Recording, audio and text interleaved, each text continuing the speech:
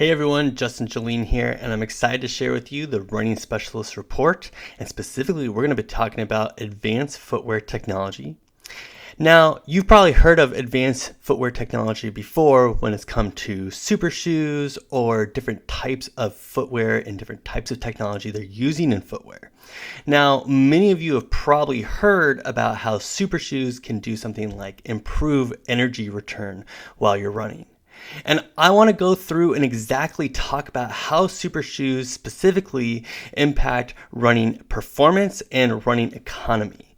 And there's a couple myths out there, there's a couple things that haven't been shown in the research, and there's some really cool latest research on super shoes, specifically using advanced footwear technology that I want to talk to you about. Now, super shoes like Nike Alphaflys and Vaporflies all include and incorporate advanced footwear technology. Now, there's a lot of different shoes out there that do. However, there's not a firm definition, at least until most recently, about what exactly were the components of a super shoe. So let's go through and talk about what are the components of advanced footwear technology, and then we'll talk about how that improves running economy, running performance, injury prevention. And then furthermore, we'll talk about some of the good things like how it changes biomechanics and specifically some clinical pearls of how you can work with runners better to be able to get them in good shoes.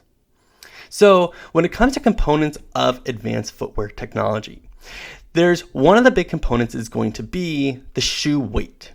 So shoe weight is really important. These shoes are all going to be very low in mass, low in weight. So they're going to be light shoes. They also have a greater rocker geometry. Now, rocker geometry, if you think about it, it's going to be that rocker or that rolling to basically, for the point the runner lands on the ground, the initial contact, it's going to help translate that momentum and basically get them onto their forefeet and basically help them leave the ground or push off the ground. And a really good way to think about this, because there can be heel rockers, there can be forefoot rockers, and there can be different types of rockers. The important thing to think about here is that these super shoes or these advanced footwear technology shoes are going to use or implement more rocker geometry. This third item is really important. Curved carbon fiber plates in the midsole increase longitudinal bending stiffness. And I just read it for you right here off the guide or off this report because it's really important to think about what this is doing. So carbon fiber specifically is going to be light, it's going to be very strong, and also curved carbon fiber. So there's flat carbon fiber plates, and these are all going to go in the midsole. These are all going to be part of the sole of the shoe. And those curved carbon fiber plates specifically curve around those MTP joints. So basically what we see is curved carbon fiber plates are really important because they're going to make it more comfortable under the MTP. So it's going to reduce pressure, reduce injury there. And these curved carbon fiber plates are going to increase longitudinal bending stiffness. There's a lot of studies on longitudinal bending stiffness, and if you want to get really excited about super shoes and advanced footwear technology, there's a ton of good stuff you can read. I'll send it over your direction. However, longitudinal bending stiffness is basically going to be how much you can bend that shoe, and what we're seeing is that the increased longitudinal bending stiffness is going to be common components of AFT shoes or advanced footwear technology shoes. I will go over more about that in just a little bit. Also, we're seeing these super shoes are going to be cushioned yet responsive in the midsole. That's going to be a very vague term because we are certainly seeing cushioned yet responsive. What does that really mean? Well, we know it's made by different materials. PEBA and EVA are some of the leaders, and we certainly see that PEBA can be very beneficial, lightweight, however, can break down pretty fast and pretty easy. So EVA is also used quite a lot. And then we also see these shoes have an increased midsole thickness. So what are the improvements we're actually talking about? What are the improvements on running economy, running performance? What are some of the things that are going to reduce injury levels? I love this graph here, and this graph is from a article in the British Journal of Sports Medicine that was published in 2024. This is a great article, has a lot of information in it, and I highlighted and read here a couple of the improvements that we can see. As you can see here on the left-hand side, improvements. We can see on the bottom side, we can see also the evidence level here. So I'm not even going to talk about some of the low evidence stuff. I'm going to start with the high evidence stuff, and that is that these super shoes, or these advanced footwear technology shoes, are going to minimize the energy loss, especially at the MTP joints. And that's because of that increased longitudinal bending stiffness. And we can see that increases somewhere between 1 to 2%. We can also see that they're going to optimize the force of velocity profile of the ankle plantar flexor muscles at 1 to 2% as well. But really, what does that mean? Well, what that means is it's going to basically optimize the plantar flexor muscles to work better. So the better these muscles can work, the more efficient they are, and the better they're going to be able to push off the ground or propel you forward. With some of the moderate evidence, we can see there's an enhanced cushion rebound. And as I talked to you before, there is some studies that show that energy return when someone lands on the ground and then it stores the energy in the shoe and helps you push back off the ground can be helpful. However, there's also a lot of research out there that shows that some of these shoes give you the wrong timing when it comes to the energy return. Sometimes it comes too early or too late, or it's not appropriately done. This is certainly something we'd love to see more research on, and certainly something that I think energy return can be a wonderful thing to help runners run. However, the problem tends to be that the timing, the actual implementation of it, doesn't quite seem to be there yet. So what are some of the biomechanical changes to runners when they're using AFT, or advanced footwear technology? And this can get into a lot of the nitty-gritty of how these shoes work. I want to talk about specifically how AFT, or basically how super shoes, can improve the running form, the running efficiency, the running performance, and reduce potentially injuries. However, I only want to talk about what the research has proven. And so I want to kind of go through this process here a little bit in order. So we know running economy is influenced by many different things. However, one of the primary things we see is that eccentric braking forces are a significant cause of muscle fatigue. So if you're landing on the ground and you are really hard landing on the ground and you're using a lot of your muscle control to be able to hold yourself or to hold your body in the right place or to be able to shock absorb that pressure, that is going to have an increased amount of muscle fatigue.